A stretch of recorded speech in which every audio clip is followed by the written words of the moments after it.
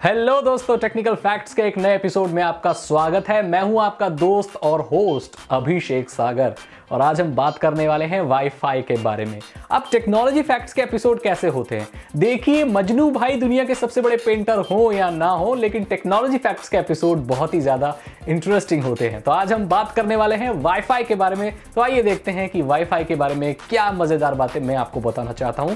देखते हैं। क्या आप जानते हैं कि दुनिया में वाईफाई की औसतन स्पीड है 5.6 Mbps, जो एवरेज निकाला जाए अगर स्पीड का पूरी दुनिया भर में तो वो 5.6 Mbps की स्पीड बनती है। जबकि साउथ कोरिया की बात करें तो वहां की एवरेज स्पीड 26.7 Mbps है। तो दुनिया भर में अगर सबसे ज्यादा कहीं पर वाईफाई फास्ट होता है तो वो साउथ कोरिया में होता है। अब मैं आपको बताऊंगा वाईफाई से रिलेटेड एक बहुत ही टेस्टी फैक्ट। क्या आप जानते हैं कि आपके घर में जो वाईफाई का राउटर लगा हुआ है उससे जो वाईफाई की तरंगें निकलती हैं, जो भी वेव्स निकलती हैं, वो डोनट के शेप में निकलती हैं। मैंने टेस्टी इसलिए कहा क्योंकि ये डोनट की शेप में निकलती हैं। IoT के बारे में तो आप सभी जानते होंगे, जिसका मतलब होता है इंटरनेट ऑफ थिंग्स। मतलब जितनी भी इलेक्ट्रॉनिक्स हैं, जितने भी ट्रैफिक लाइट्स हैं, कैमरेज हैं, सिक्योरिटी कैमरेज हैं, थर्मोस्टेट है, AC कंट्रोलर, जो भी है, ये सारे वाईफाई से जुड़े हुए हैं। हर चीज इंटरनेट से जुड़ी हुई है, हर चीज का एक अलग IP एड्रेस है। तो ये टर्म आपको लगता होगा बहुत फ्यूचरिस्टिक है, आगे आने वाले दिनों में होगा, ये अभी इसका इन्वेंशन हुआ है, अभी जानने में आया नहीं। इसको 1999 में ही कॉइन कर दिया गया था। केविन एस्टन नाम के एक इंजीनियर थे, ब्रिटिश इंजीनियर थे, विजनरी थे। उन्होंने ये टर्म कॉइन कर दिया कि IoT नाम की भी चीजें होंगी। दुनिया भर में जितनी भी चीजें होंगी वो सब इंटरनेट से कनेक्टेड होंगी और वाईफाई से कनेक्टेड होंगी बेसिकली, और उन सबको हम अपने हाथों से एक मोबाइल डिवाइस से कंट्रोल कर पाएंगे। विंटन जी कर्फ, जिन्हें इंटरनेट के फादर के नाम से भी जाना जाता है, इन्होंने 1992 में ये बात कह दी थी कि आने वाले समय में जितने भी गैजेट्स होने वाले, जितने भी डिवाइसेस होने वाले, उन सब की IP एड्रेसेस होगी और सभी वाईफाई से और इन सब चीजों से ऐसी एक चीज से कनेक्टेड रहेंगे जिसे हम एक ही कंट्रोल यूनिट से कंट्रोल कर सकते हैं। बाद में आने वाली बात सच भी हुई। अब आप जानते हैं टी-शर्ट से लेके, अम्ब्रेला से लेके, क्वाडकॉप्टर से लेके, कैमरा से लेके, लाइट से लेके, थर्मोस्टेट से लेके, ट्रैफिक लाइट से लेके, कारों से लेके, आजकल हर चीज वाईफाई से कनेक्टेड है। और ये वाईफाई ही है जिसने IoT को इतना ज्यादा आगे किया है और इतना ज्यादा फेमस बना। इवन आजकल तो घर भी वायरलेस होने लग गए हैं। तो ये बात आखिरकार सिद्ध हो ही गई। आपको क्या लगता है आपके घर में जो वाईफाई राउटर है उसका रेंज क्या होगा? कितने दूर तक वो वाईफाई थ्रो कर सकता है? उसका जो रेंज है वो लगभग 30 मीटर के आसपास है। तो आप सोच रहे होंगे कि वाईफाई का तो रेंज सिर्फ 30 मीटर ही होता है, इससे आगे तो जा ही नहीं सकता।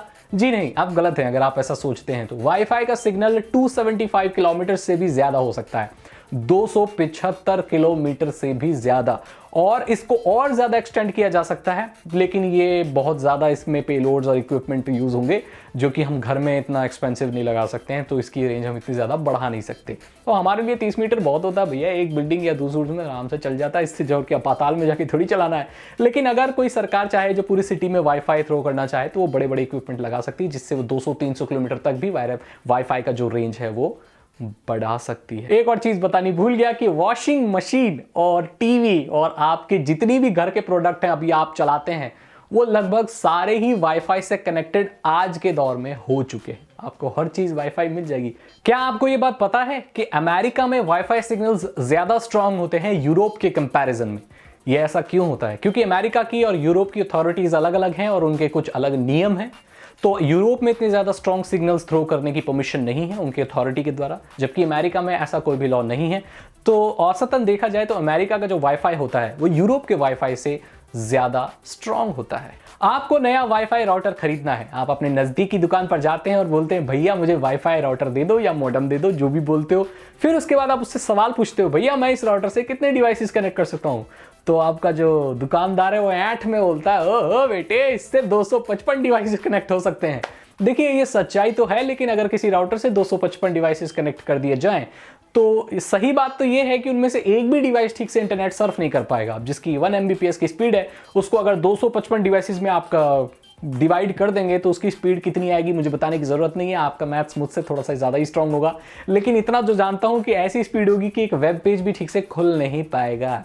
तो ऐसे कनेक्टिविटी की क्या फायदा? कोई इसका प्रैक्टिकल यूसेज नहीं है। ये बेचने के लिए, मार्केटिंग के लिए बताया जाता है कि 255 डिवाइसेस कनेक्ट किए जा सकते हैं। लेकिन अगर आपकी बैंडविड्थ बहुत ज्यादा है और आपका डिवाइस जो आपका राउटर है उसमें बहुत ज्यादा बैंडविड्थ का इंटरनेट कनेक्ट कर रहे हैं तब ऐसा हो सकता है कि सबको अच्छी स्पीड मिले। लेकिन नॉर्मल जो हमारे घर में आजकल इंटरनेट की स्पीड आती है BSNL वाली, अगर इससे 255 डिवाइसेस कनेक्ट कर दिए जाए तो भैया अल्लाह मेहरबान है, कुछ नहीं कर सकते हम इस बारे में। क्या आपके साथ कभी ऐसा हुआ है कि आप माइक्रोवेव ओवन में खाना पका रहे हैं और उसके साइड में बैठकर रेसिपी देख रहे हैं, इंटरनेट चला रहे हैं और आपका इंटरनेट ठीक से चल नहीं रहा, उसमें डिस्टर्बेंस आ रही है, पेज तो हर जगह लोड हो जाते हैं, किचन में घुसते ही पेज लोड नहीं होते, परेशानी क्या है? मैं आपको बता दूं, और ये बात पर बहुत लोग विश्वास भी नहीं करेंगे, कि जो आपका माइक्रोवेव ओवन है वो कुछ ऐसी फ्रीक्वेंसी को इमिट करता है जो कि वाईफाई की फ्रीक्वेंसी के साथ इंटरफेयर करती है।